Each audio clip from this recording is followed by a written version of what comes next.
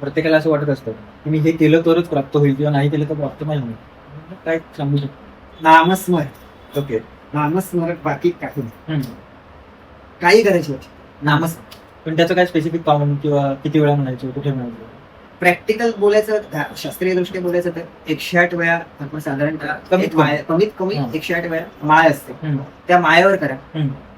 आताच्या तरुण पिढीला करायचं आम्ही माया वगैरे घेऊन आम्ही ते साधू वगैरे झालो त्याच्यासाठी, बरोबर ते आहे त्याच्यावर करा. अजून काय?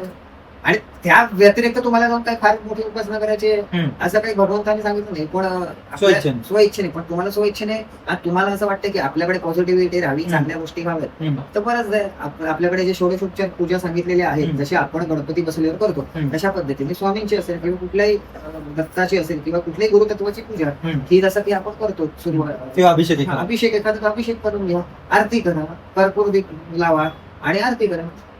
किंवा स्वामींच्या मठात जाऊ, दत्ताच्या मंदिरात जा. त्यांना यथाशक्ती तुम्हाला वाटतंय बाबा मी थोडेसे पेढे दाखवू शकतो किंवा काय, तुमच्यावर आहे. असं नाही की पेढे दिले पाहिजे, एखादं फुल फुल वाहिलं तरी भगवंता भक्तीचा भावाचा भूक केलेला आहे.